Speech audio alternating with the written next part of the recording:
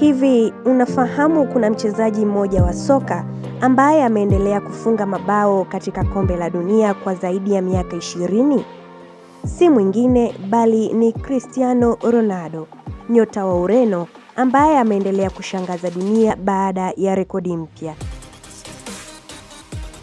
Wakati wachezaji wengi wa kizazi chake waliisha staafu au kupungua kiwango, Ronaldo bado anaendelea kupambana uwanjani na kuandika historia. Safari hii ameweka rekodi ya kipekee kwa kuwa mchezaji wa kwanza kufunga mabao katika kombe la dunia 6 tofauti za FIFA. Hii si rekodi ya kawaida, ni matokeo ya miaka mingi ya kujituma, mazoezi makali na nidhamu ya hali ya juu. Ronaldo ameonyesha kuwa mafanikio makubwa hayaji kwa bahati, bali kwa kufanya kazi kwa bidii kila siku.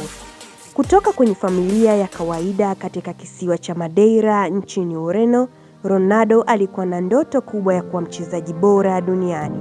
Wengi hawakujua kuwa kijana huyo mwembamba angekuja kuwa mmoja wa wachezaji wakubwa zaidi katika historia ya soka. Leo hii jina lake linajulikana karibu kila kona ya dunia.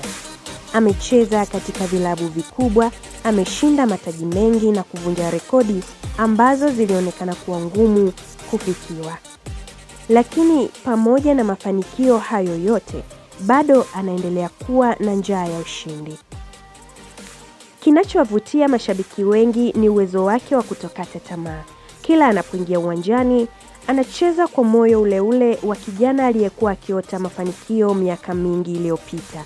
Hilo ndilo linamfanya aendelee kuwa mfano kwa vijana wengi duniani. Kwa wengi, Cristiano Ronaldo si mchezaji wa soka tu, ni somo la maisha, somo linalofundisha kuwa ukiamini ndoto zako, ukafanya kazi kwa bidii na usikate tamaa, unaweza kufika mafanikio makubwa kuliko ulivyowahi kufikiria. Cristiano Ronaldo ameandika historia ambayo itakumbukwa kwa vizazi vingi vijavyo. Na pengine swali kubwa linalobaki ni hili: baada ya Ronaldo, nani atakuja kufanya kile alichokifanya?